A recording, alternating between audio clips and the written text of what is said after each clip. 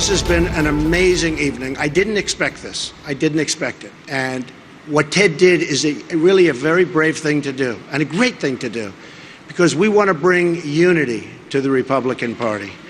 We have to bring unity. It's so much easier if we have it. There comes a time when the victor does indeed reap the spoils, and those who would rise against them are forced to come to heel, understand the facts. In the case of Donald Trump, the facts are there for all to see this day.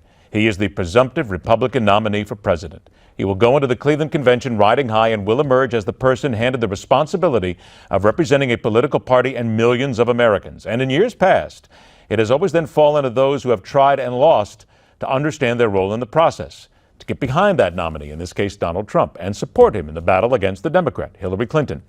This is what Trump supporters and leaders in the GOP are calling for today, stating that if one is a true Republican, they will back Donald Trump or be seen as outcasts. So that line has been drawn, but it is not nearly as solid as some would desire. Our guest is a veteran national political analyst and strategist, attorney, author, radio talker on the show. Ladies, can we talk? And one who is not about to be a mere drone in the process. Welcome Debbie Georgatos to the Hardline. Debbie, thanks so much for being with us here. And in light of what we are hearing today, let me just begin by asking that one point in putting this party together. There are people, for instance, matter of fact, GOP Chairman Reince Priebus is one of those who is behind all this, who is saying that we have got to get behind Donald Trump. It is time to fix the party. But there are people out there, Debbie, who are saying, I'm a Republican. I wouldn't vote for Donald Trump if you put a figurative weapon to my head. How then do you fix a party that is so splintered right now?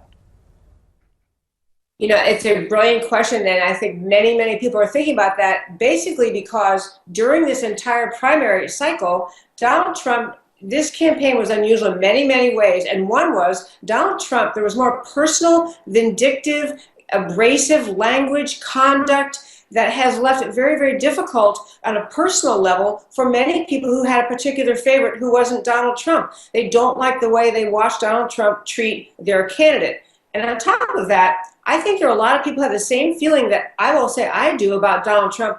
I can't discern his moral core or his internal compass. I don't know what he stands for. I feel like after months of listening to him, I don't know what he really believes in besides a wall and besides America. And for the thinking GOP primary voter, you have to start telling us what it is you, Donald Trump, really stand for with substance, with specifics, because otherwise you've had a very divisive campaign season and you haven't brought people around to a substance of your views. But even with all that, and again, you are correct. Many people believe exactly as you do, that we still don't know that moral core.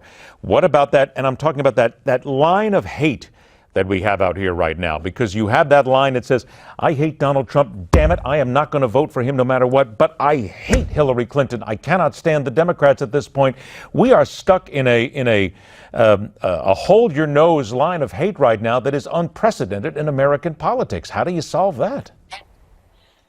My 2 cents is, if you think that the country's history is bigger than any one election, you've got to, as a leader in the GOP, as a candidate, as an elected official, you've got to urge people to vote for the larger picture. You may not like this person, you may not like his words, but at the end of the day, you are either going to vote to keep the GOP in charge, you've got the House and the Senate, get someone in the GOP in the White House, or you're going to have 4 more years of Barack Obama under Hillary Clinton. And it's a negative way to say it, but I think that people need to be brought around to see, you know, everyone has had to hold their nose over the years at some point, and this may be your time, but the country really cannot have 4 more years like we had the last 7.5 under Barack Obama. We have to change course, and so you got to just choose the person who ends up in our process, the leader of the party. I don't think you're going to convince people to like, a lot of people to like him, to get over their anger about him, but you got to vote with a bigger idea in mind about America. Debbie, a couple minutes I have left here. We talk about the party.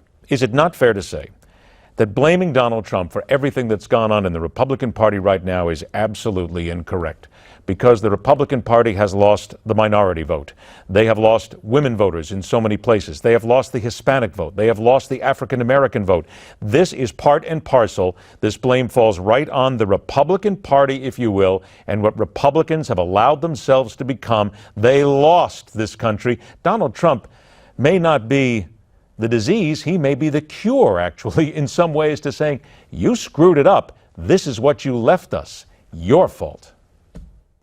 But the question is, what is it the party stands for? Donald Trump has brought people in, and that is a great thing. You want to have a bigger tent. He's brought people in who didn't vote before at all, who used to vote Democrat. He may actually bring in some more African American or Hispanic American voters. But at the end of the day, what does the party stand for? Because just to have a group of people all with the same label, you could be a football team and have that. The party's supposed to stand for something, and that's what's really lost in this election cycle. That's why Donald Trump needs to come around to the party and say, yes, I'm a standard bearer for the GOP, so I'm going to stick with lower taxes, lower regulation. I'm going to stick with some of the basic GOP messages. I agree the party needs to message better, reach out better, but it still has to have a moral core of itself to distinguish itself from the Democrats. Debbie, we are all out of time. We have to have you back on again, though, because I have a feeling this moral core question is going to come around. We are going to be discussing this a lot by the time we get to November. Debbie Georgatos, always a pleasure. Thanks so much for joining us. We appreciate that. Let me remind everybody right now, the question that we just brought up here is an important one. What does the Republican Party stand for?